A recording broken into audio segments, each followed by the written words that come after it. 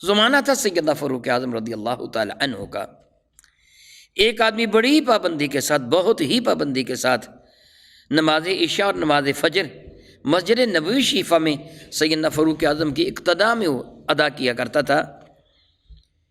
باقی نمازیں ضروری نہیں تھا کہ وہ ہر نماز کے لیے آتا، شاید وہ کام کاج کی سلسلہ میں دائیں بائیں وہ دوسری نمازیں پڑھتا تھا، یقیناً پڑھتا تھا، لیکن یہ دو نمازیں وہ پابندی کے ساتھ مسجد نبوی شریفہ میں پڑھتا تھا۔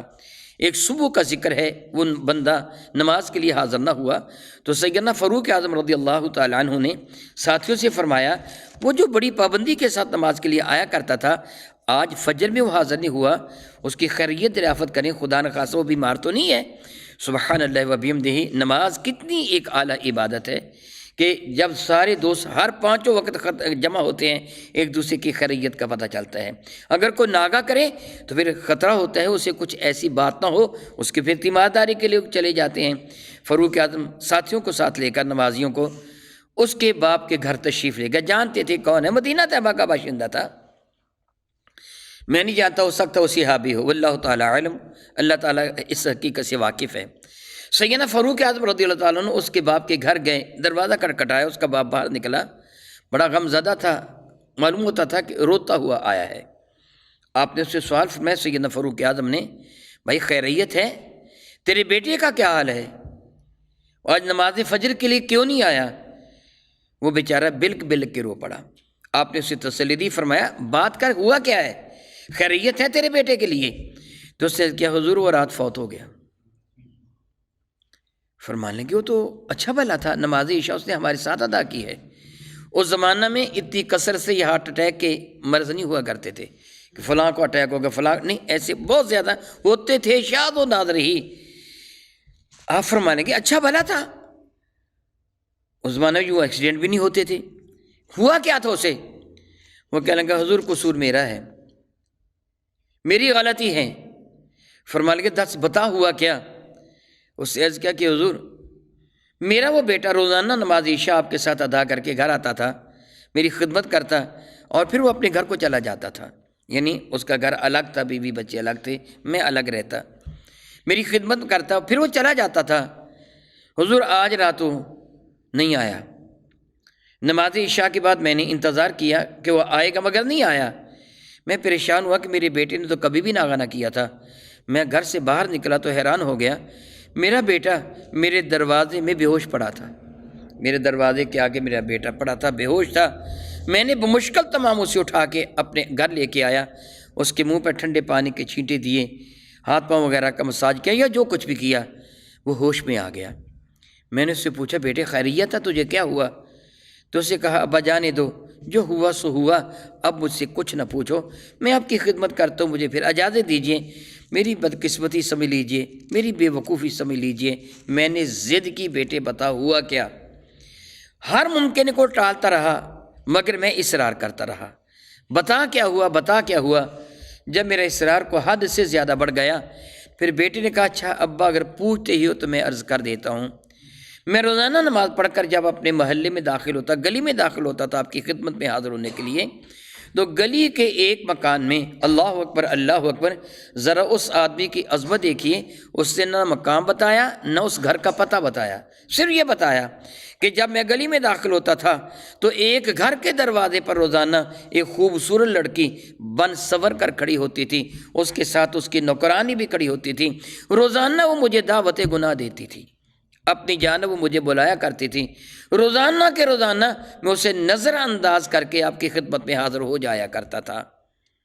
اور آج جب میں نے گلی میں قدم رکھا، تھوڑا آگے آیا، اس عورت کے دروازے کے قریب آیا تو وہ کھڑی تھی، اسی طرح بن سنور کے کھڑی تھی، اس سے مجھے دعوت گناہ دی، روزانہ ہی پیار بھرے انداز میں مجھے دعوت گناہ دیتی تھی، مجھے اب اندر طلب کرتی تھی مگر میں چھوڑ کے آ جایا کرتا تھا۔ ابا جی آج اس نے مجھے دعوت گناہ دی، معلوم نہیں مجھے کیا ہوا، شیطان نے مجھے معاذ اللہ بہکایا، نفس نے مجھ پہ معاذ اللہ غلبہ ڈالا، اللہ تعالیٰ معاف فرمائے، میں نے اس کی جانب قدم بڑھا لیا، وہ پیچھے ہٹ گئی اپنے گھر میں تاکہ میں اس کے گھر میں داخل ہو جاؤں، پیچھے ہٹ گئی، میں نے اس کے دروازے کے اندر قدم رکھ کے دائیں بائیں دیکھا، پوری گلی میں کوئی انسان مجھے دیکھ تو نہیں رہا، گلی سنسان تھی، مجھے کوئی بھی تو نہیں دیکھ رہا تھا۔ اندر قدم رکھتے ہی میرے ضمیر نے جھنجھوڑ کر مجھے کہا، ارے بے وقوف، تو نے گلی میں تو دیکھ لیا کہ کوئی تجھے دیکھ تو نہیں رہا، مگر تجھے حیا نہیں آیا کہ تیرا رب تجھے دیکھ رہا ہے؟ ابھی میں نے اپنا قدم، ایک قدم باہر تھا، ایک قدم اس کے دروازے کے اندر تھا۔ وہ بندہ چیخ مار کے وہیں گر گیا تھا کہ میرا رب مجھے دیکھ رہا، میں نے غلط قدم کیوں اٹھایا؟ وہیں گر کے بے ہوش ہو گیا۔ اس عورت نے اپنی لونڈی کو ساتھ لے کر اس کو کھینچ کر گھسیٹ کر ابا کے دروازے تک لا ڈالا تھا۔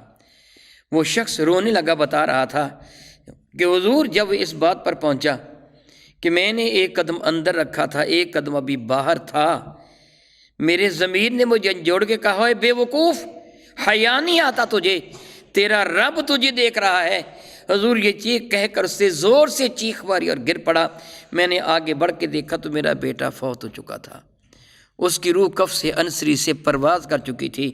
میں نے اتنا بڑا جرم کیا کہ اپنے رب کے حضور حاضر ہونے کے باوجود میں نے گناہ کے لیے قدم اٹھایا۔ اللہ اکبر، اللہ اکبر، اللہ اکبر۔ کتنے پاک باز تھے وہ لوگ، کتنے عرف اور اعلیٰ تھے وہ لوگ کہ جن کو اللہ تعالیٰ جل وعلا کا اتنا خوف تھا۔ سیدنا فاروق اعظم فرمانے لگے، اس کی نماز جنازہ کے لیے تو نے مجھے کیوں نہیں طلب کیا، مجھے کیوں نہیں بتایا؟ اس شخص سے عرض کیا کہ حضور رات کا وقت تھا، میں نے مناسب نہ جانا کہ آپ کو تکلیف دوں، میں نے رات کے وقت ہی چند ہمسایوں کو ساتھ لیا، اس کی نماز جنازہ پڑھی اور دفن کر دیا۔ اس جگہ میں ایک بات عرض کر دوں، حدیث مبارکہ کا مفہوم بنتا ہے کہ اگر کسی ایمان والے کی نماز جنازہ میں ایک جماعت یعنی 3 سطریں، ایک روایت پہ 40 ہے، ایک روایت پہ 100 افراد ایمان والے نماز جنازہ میں شامل ہو جائیں تو اللہ تعالیٰ جل وعلا کی رحمت سے امید ہے کہ اللہ تعالیٰ اتنے لوگوں کی دعا کو رد نہیں فرمائے گا، میت کے حق میں قبول فرما کر اس کی بخشش فرما دے گا۔ اللہ کی رحمت سے امید ہے، اللہ پر فرض نہیں ہے، اس کی رحمت سے امید ہے۔ دوسری حدیث مبارکہ کہ میرے کریم آقا کے ارشاد گرامی قدر کا مفہوم بنتا ہے، اگر وہ مرنے والا، دنیا سے جانے والا اللہ کا محبوب ہو، اللہ کا پیارا ہو، تو اللہ تعالیٰ کے حضور جو سب سے پہلے اس کو پروٹوکول ملتا ہے وہ یہ ہوتا ہے کہ رب ذوالجلال فرشتوں سے فرماتا ہے، بتاؤ اس کی نماز جنازہ کس کس نے پڑھی ہے؟ جب فرشتے عرض کرتے ہیں کہ فلاں فلاں نے پڑھی ہے تو رب کائنات ارشاد فرماتے ہیں، گواہ ہو جاؤ جتنے لوگوں نے میرے اس محبوب بندے کی نماز جنازہ پڑھی ہے میں نے سب کی مغفرت فرما دی ہے، میں نماز جنازہ پڑھنے والے بخشے جاتے ہیں۔ تو ایسے نیکوکار کی نماز جنازہ سیدنا فاروق اعظم فرما لیں کہ تو نے مجھے کیوں نہیں بتایا؟ تو اس نے عرض کیا کہ حضور رات کا وقت تھا، میں نے مناسب سمجھا کہ امیر المومنین کو تکلیف نہ دوں، میں نے ان کو دفن کر دیا۔ فرمانے لگے مجھے بتا، میں اس کی قبر کی زیارت کرنا چاہتا ہوں۔ شرح الصدور فی احوال تذکرۃ الموت والقبور میں علامہ سیوطی نے یہ واقعہ نقل فرمایا جو میں آپ کو سنا رہا ہوں۔ فاروق اعظم رضی اللہ تعالیٰ عنہ کو ساتھ لے کر وہ بندہ بقیع شیفہ میں آیا اور ایک قبر جو تازہ بنی ہوئی تھی اس کی جانب اشارہ کر کے کہا، یہ میرے بیٹے کی قبر ہے۔ علامہ سیوطی نقل فرماتے ہیں کہ حضرت فاروق اعظم اس کی قبر کے قریب کھڑے ہوئے اور فرمایا، اللہ کے بندے، میں نے قرآن کریم میں یہ پڑھا ہے، وَلِمَنْ خَافَ مَقَامَ رَبِّهِ جَنَّتَانِ، جو اپنے رب کی حضور کھڑا ہونے سے ڈر گیا اللہ اسے 2 جنتیں عطا فرمائے گا۔ تو بتا تیرے ساتھ تیرے رب نے کیا سلوک کیا؟ تو قبر سے آواز آئی، اے امیر المومنین، میرے رب نے مجھے 2 جنتیں عطا فرما دی ہیں۔